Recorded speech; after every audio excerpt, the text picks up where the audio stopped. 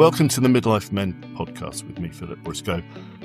On today's episode, I'm joined by Josh Fineman, founder and CEO, that's Chief Connection Officer of Mensch, which is a community for men helping other men lead more fulfilling and meaningful lives. Josh spent years chasing success, approval, meaning, whilst silently wrestling with toxic comparison, self-doubt. On the outside, he had it all together. On the inside, he was exhausted, shamed, stuck. So we're going to talk about the turning points that led him to therapy. We'll talk about being more mensch and also how to live more honestly. So welcome, Josh.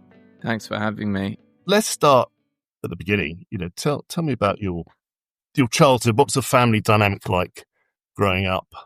Oh, wow. Straight in there, Phil. I grew up in north west London suburbia in a lovely home with two parents that as a child I just saw as being in love, with a father that I think I kind of idolized without realizing it, and a younger brother, and boy dogs and boy cousins, and went to an all boys school. And I think as a child I experienced my childhood as a really happy one, certainly for the first 12 or 13 years of it. And then really when I went into my teens, I think that's when I found things difficult. But I think that was largely due to secondary school than my household itself. So if I was answering this as a child, I would say I had an incredible childhood. I grew up in a household where money was plentiful, never had to really worry about money, where there was a lot of joy in the household. And it's only really in adulthood when I have processed maybe 25 years of not feeling whole or aligned that I've recognized that there were some things that were missing in that household, not through any fault of my parents or my brother or anything. It's just that, everyone works with the tools that they have. So now when I look back, actually, there was a lot of unprocessed grief in my household. Both of my parents lost siblings very young.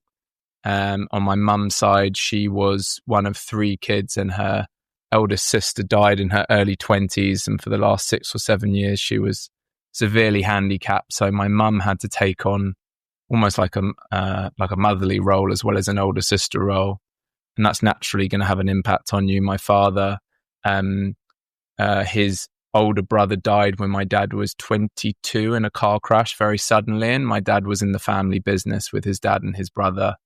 And so my dad had to take on his parents' grief and run the business because his dad couldn't cope, and kind of buried his head in his work, and did very, very well because of it. And so my parents supported each other through all of that, but then naturally, from a pure place of wanting to survive, I don't think ever really properly processed that. And therefore, there was a lot of stuff in the household that no one knew was there.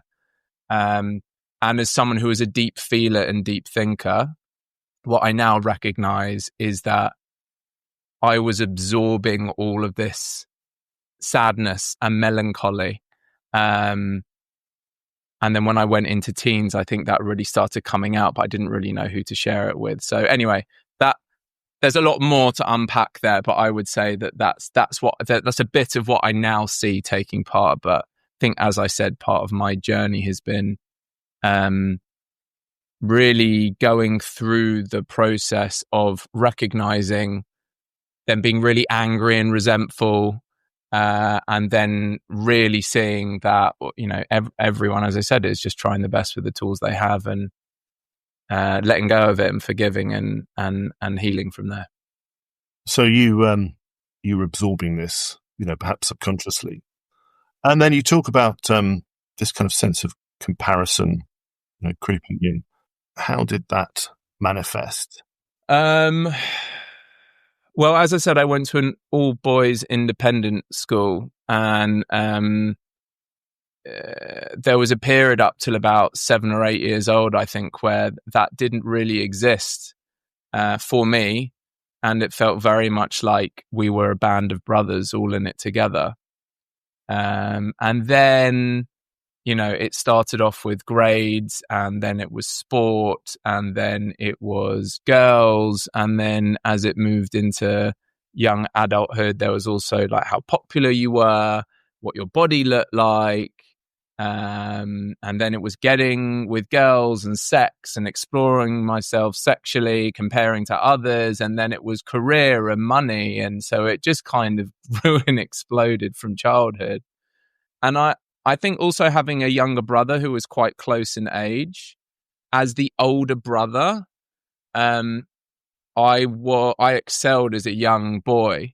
And then when things started to switch, when I found things difficult that he found easy, and the things that he was finding difficult and I found easy in childhood stopped being as important, I think that had a bit of an impact on me as well.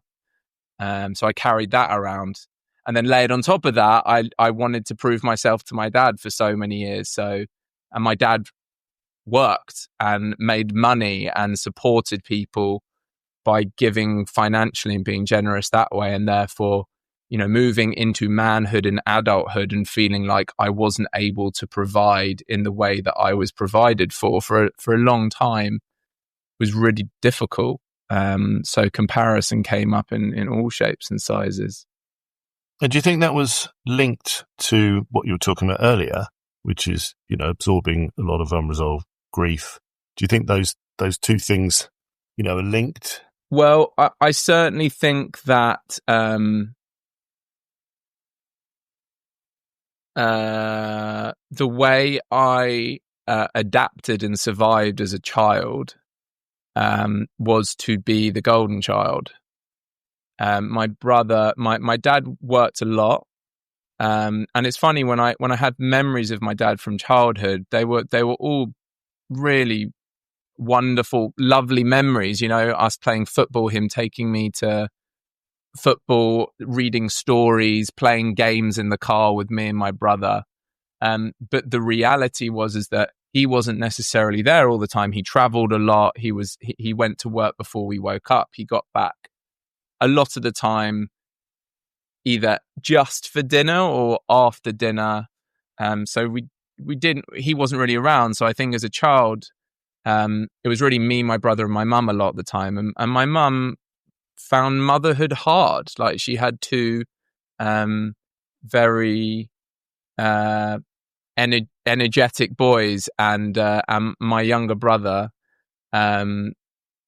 was a handful and was a rebel and always has been. And so because she needed to control us and we weren't controllable and he particularly wasn't, she would get upset and angry. And I think as the older sibling, I decided unconsciously that I was going to be the good boy because I didn't want to see my mum in pain.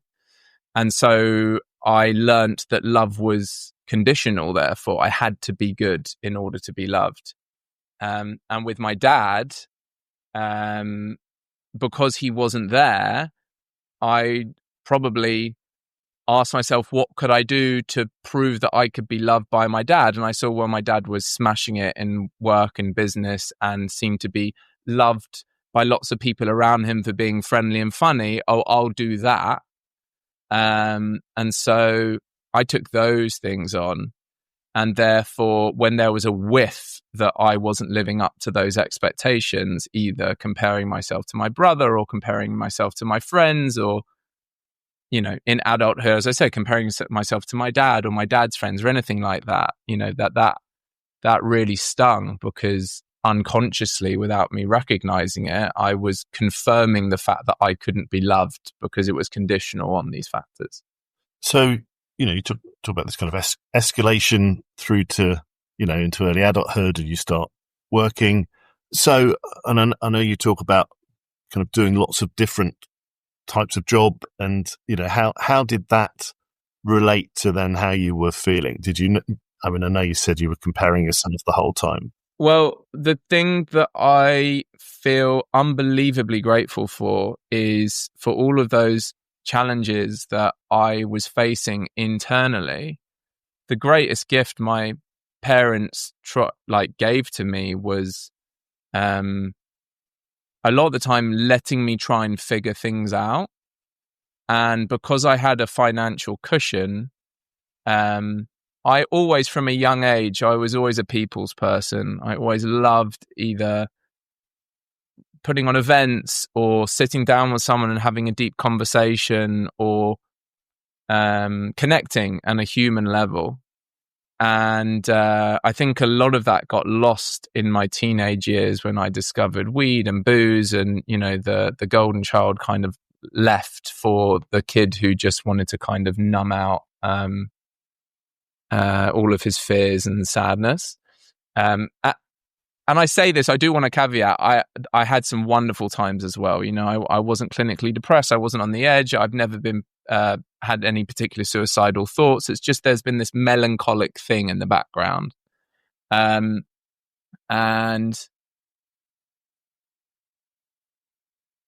actually what I learned from my mum and my dad did the same job his whole life. And my dad loved his work. And all of my parents and family loved what they did for their work. My mum was an actress, and she was very she did lots of things that were very creative in that space. My grandparents ran nightclubs. My other grandparents started their own business. My dad went into the family business. It was a very big part of what it meant to be purposeful, is to love what you do. So I had this thing inside of me, which was like, I want to do something I absolutely love. And I fortunately have the financial means that I can go and test that out. And that was kind of on the one side. And on the other side, there was this, I call it the accelerator and the brake. On the other side was the brake, which is, well, if you don't succeed and do it well, you're a failure and you won't be loved. So I really zigzagged through my career because I was on a quest for purpose, but I stuck around longer than I needed to in places because I didn't like the idea that I was failing at what I was doing. So, I mean, if you go on my LinkedIn, you'll see, like, I did a 3-month stint for a charity running events, wasn't for me, then went into trading and finance because I like poker, and basically joined in the crash of 2008 and made no money and just had a red number next to my name every day. But I stayed there for 3 years whilst everybody left. I went into film finance because I thought I can't possibly do something purely creative, and that was just not an easy role, and it was finance with the word film ahead of it. And then I moved into film production, and I set up a creative agency until eventually I was like, oh, I just want to be with people, talking to people. I actually want nothing to do with numbers at all. Was there, because I know you've since moved on and created a kind of community mensch. What happened between, you know, you continually chasing, you know, quasi-finance roles, and then you had an agency? You know, what was the period between that and you having some sort of, you know, what was the tipping point? What was a shift where you realized that, you know, you were just kept running and you perhaps needed to address what you were running from? Yeah. So, I mean, it depends which version of the Hollywood story I want to tell you, because the reality is there's never a single tipping point. It's lots of little tipping points that got me to where I am. But I think there were two very significant things that happened in my life. The first was when I have 3 children. They're now 8, 5, and 4. When my eldest was about 3 months old, my mum got in a horrific car crash, was on the verge of death for 2 or 3 months in hospital. And whilst, you know, I'd been around death in my family, both of my grandpas had died, I had dogs that died, I'd never really been that close to death before, of a significant other. And it's interesting talking to a number of people I either work with or collaborate with. Death is often a part of the narrative arc that they're in. And the truth is that my mum was in hospital, and 2 weeks into her being hospital, I was coming back home, and my wife I remember she had our newborn son in her arms, and I had a glazed look in my eyes. And when she asked me what was the matter, thinking it would be something to do with my mum, I started complaining about my work and my business partner.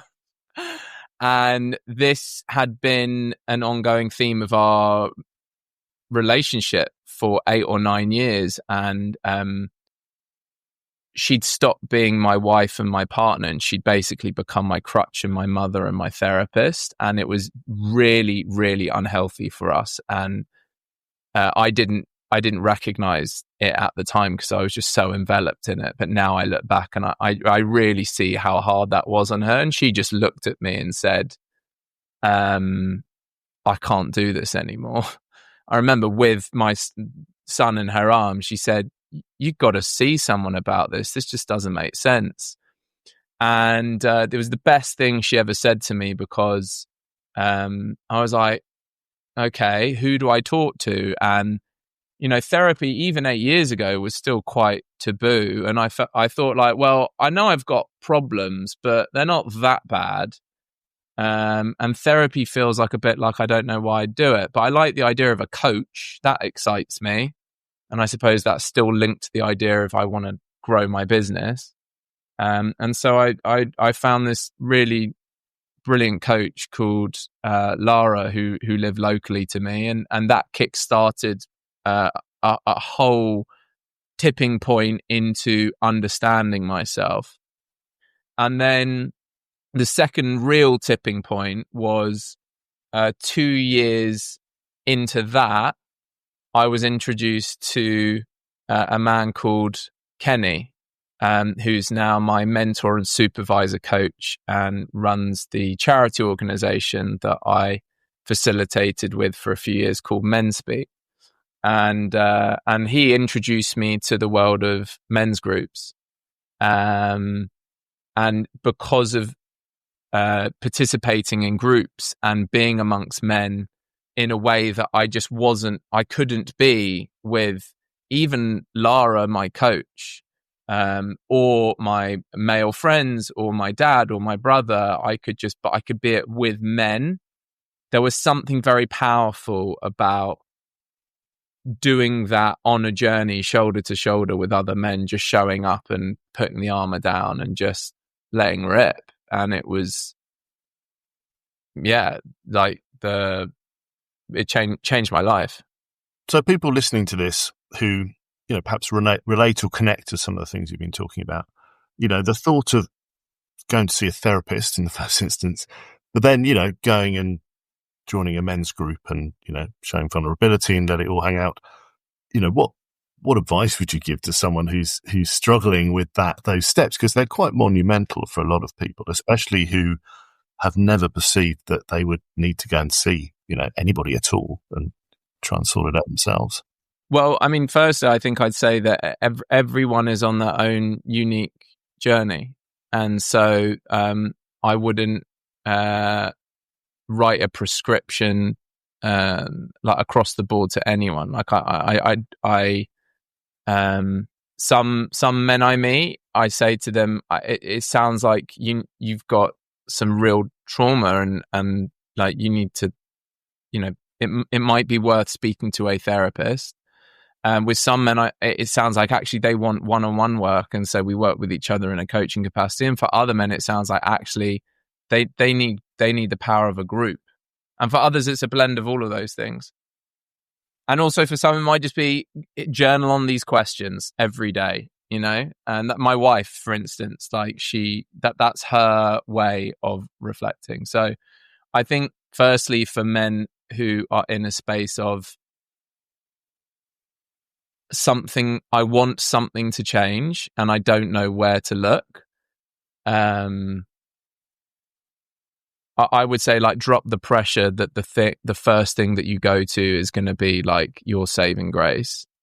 The mere questioning of is this it, and the mere wanting to make a shift for me is 95% of the work. And then from there, what I would say is, if you want to do this with others, which, you know, I personally like took huge value from, and I would always recommend. We're social creatures, so having someone along the journey with you, or having people along the journey with me, has been absolutely invaluable. I would say just find one person that you just trust, you completely trust, and you don't just trust them in your head because they tick all the boxes of what you need, but you know in your body that there is something about this person that when you're with them, it gives you energy. And that's really what I've followed for myself. And that's what I noticed with the men who are with me, because for some men, you know, we meet and it just doesn't quite click, and that's okay. There are lots of other people and organizations out there that might be better for them. But for the ones where we click, it's game changing. So I would say firstly, just experiment. Like, think about the smallest step you can take, the first conversation you can have. And then when you're exploring, just feel into how you feel around the people that you're with. I think that's it. What about you? What would you say with your journey? What's been a helpful way to know where to turn to? I think it's just, you probably need to take a step into being uncomfortable to get comfortable. And you know, you can sit there for years and think, oh, what if I could do this, I might do this. But just go and do it. And as you said, it might not work, first of all. It might not work the second time, but just that forward motion, and you learn each time you do that. That is starting to tackle. That's starting your recovery, even if you don't think you are, because you're starting to try and find ways of, finding ways forward already. And so for you then, so you've gone on to create Mensch. So you've talked about how, going to see, you're working with your mentor Kenny, and then getting involved in, men's groups. So what was what was then the next step that caused you to, create your own community? There's always been a part of me that's want to create and lead something. And I think there's a part that is the ego that wants to prove myself, that was there at the beginning. But I think there's a deeper part of that as well, which is that I know one of my superpowers is bringing people together. I know one of my superpowers is building trust with people quite rapidly. And I know I have my own expression of that I want to tap into. And so I had, 3 years of working within an organization that I still love dearly, and I recommend people to, if Mensch just isn't for them, because it's just widely available online every day. But there was a yearning to challenge myself, really.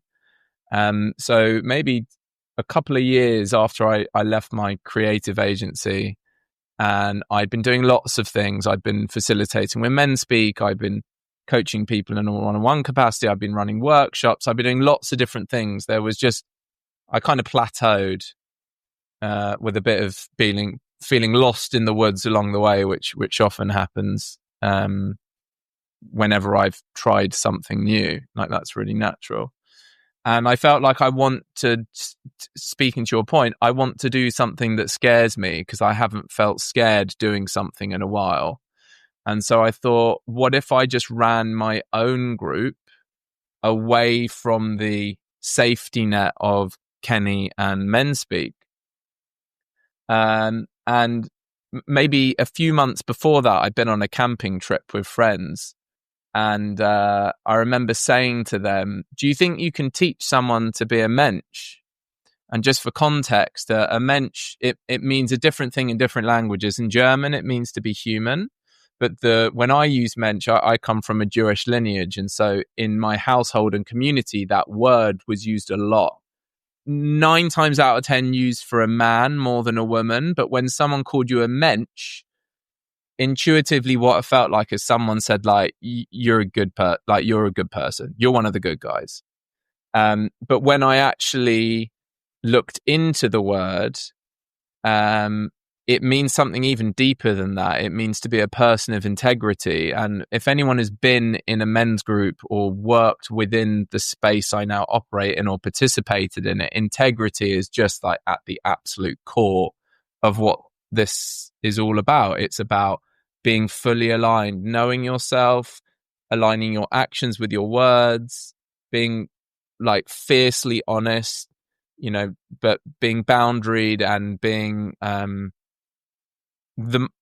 being just truly authentic in all shapes and sizes, physically, emotionally, mentally. And so when I realized that was the English translation of this word that had been bandied around in my household and in my community, I was like, well, that's what I'll call it. I'll call it mensch. And I didn't really think any more than that. And the first group was really just taking the blueprint of what I'd learned through Kenny and applying it to a group of guys that I put together, a group of 6 guys. And then one group led to 2 groups led to 3. And then a year in, maybe 20 guys had been in this thing that I'd put together. And that was 3 years ago now. And really, it has been the most non-linear roller coaster journey of expansion and contraction and what the hell am I doing and where is this going, and this feels like it's a community to this isn't a community, what are you talking about, like no one cares about this like you do. And it's just been this evolving thing.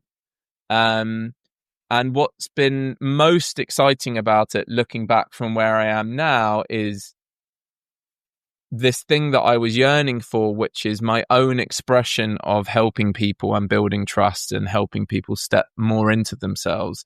I've been doing that with Mensch unknowingly because I've shifted away from the original foundation that I was given. Or not even shifted away from it. I've just added more things into it that feel like what I would want for myself. And when I'm often talking to other coaches or people who are thinking about setting up their own men's groups, I think it's really important to have some sort of foundation that I had. But really, the most important thing is asking yourself, do I want to do this? Not should I do this because it's going to, I can see how it's going to generate revenue, or because I think it's going to be popular, or because I think it's tackling something that other people want. It's really, do I actually want to do this? And the big pivot for me is when I started, it was all online. In fact, all of my training was online and it was quite international. And I realized after a couple of years that actually I get all my energy. I love online. I still do some things online, but I get so much more energy from being in the room with people. And so I started building in-person experiences into Mensch. And then in the last year, what's massively shifted is actually it's nearly all in person now, and it's all local, because what I recognize for myself is I live in North London suburbia in a place called Barnet. And as often happens when the best things happen, unplanned and serendipitously, if that's even a word, I bumped into someone in a park, and he said, "Oh, you've got to meet my jiu-jitsu instructor, Toby." And I was like, "Why?" And he said, "Oh, he lives on a farm site and he wants to run a men's retreat." And at the time, I was looking to launch my first men's retreat, and I was traveling like 2 hours outside of London to try and find a space. Turns out Toby lives 10 minutes down the road to me on 7 acres of land. He's a yogi, an acrobat, and somatic practitioner, and our skill sets completely match up. And we ran a retreat together, and then since then we've done more and more and more work together. We've now run, I don't know, maybe even 100 experiences together in a very short space of time. And my work is based from his site and from connecting to him and a couple of other men. Shout out to Danny Newman and Barry Avram as well. I built this local community of men for myself, and I recognized that was actually missing from my life, a sense of local male community. And so what I've decided is what I want Mensch to be is tribes of 100 men who live within 2 miles of each other. And I'm building tribe 1 here in North London. Now, some men come from Cambridge and some men who live up north. We've created other opportunities for them to still be part of the community. But there is something about having a physical hub in nature, getting men around a fire pit, moving their bodies, connecting to something very primal, but like unbelievably energizing.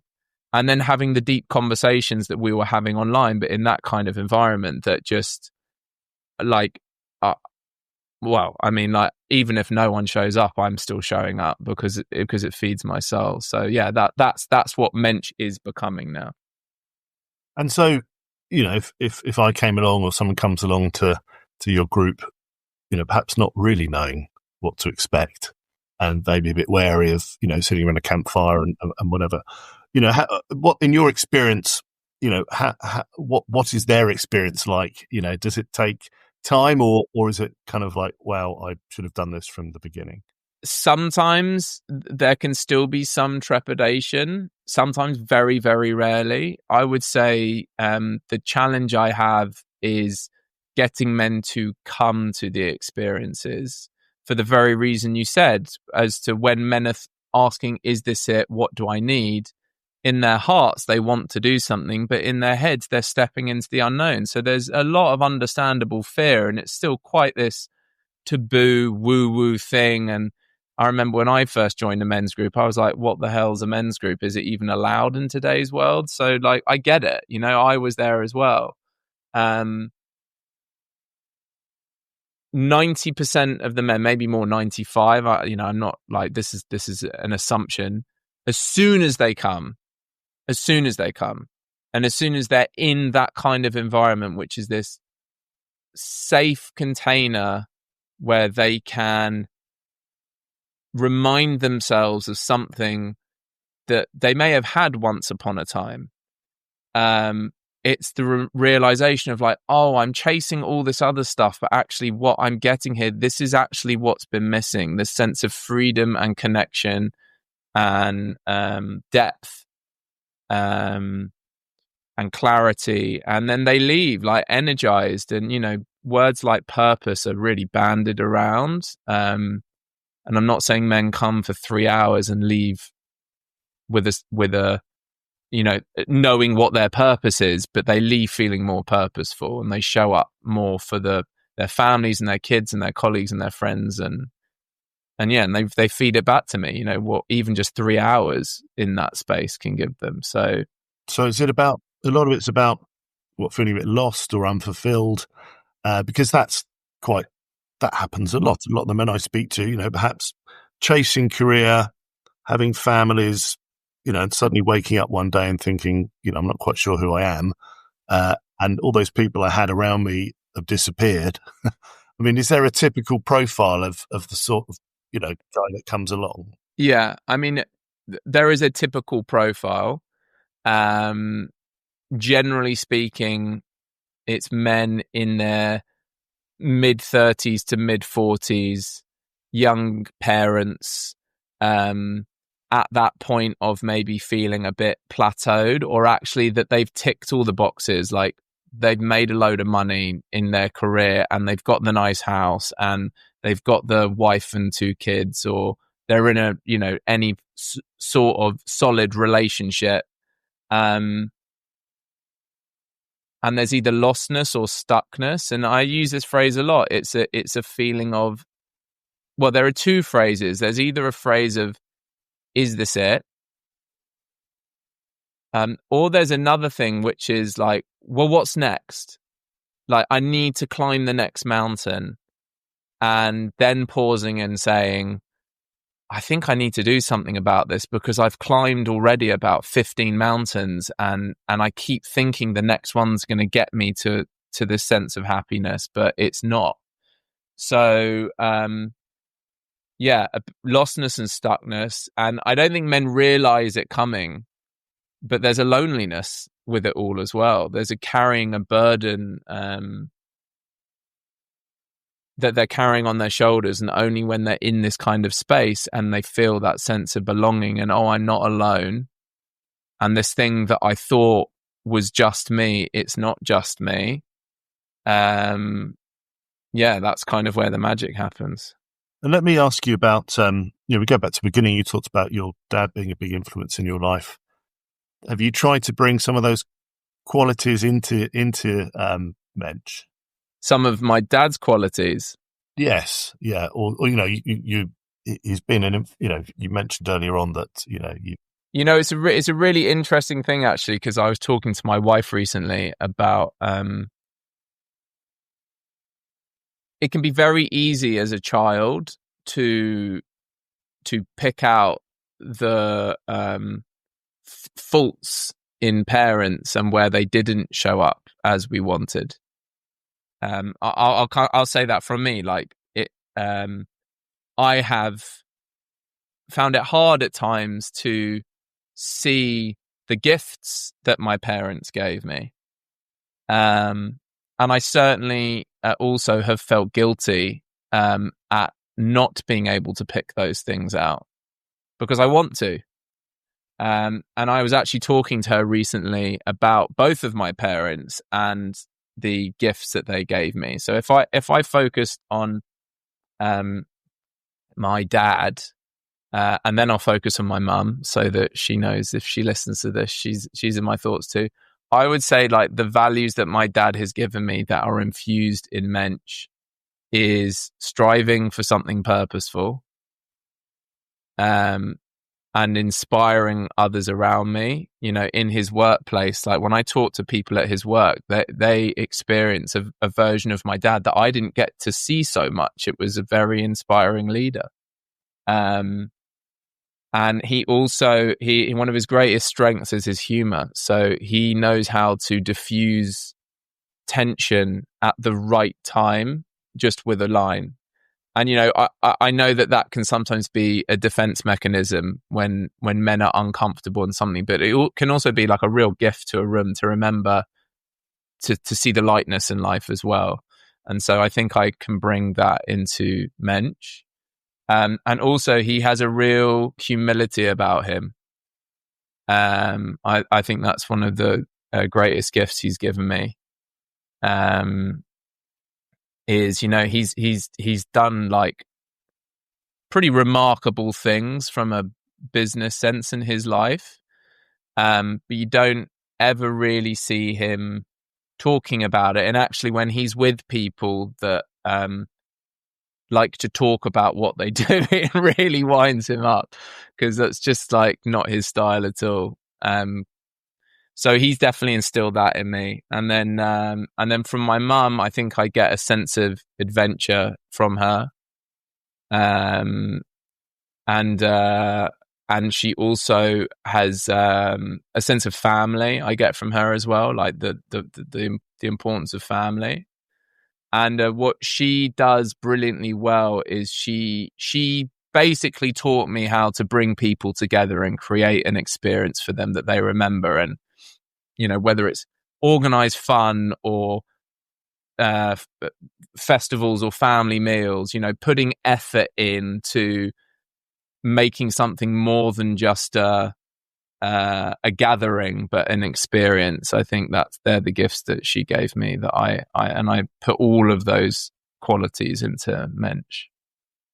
So since forming Mensch and the work you've done, with men's groups, do you still feel that kind of, are you comparing yourself? Have you got that fear of failure, or are you fulfilled now? Have you come full circle?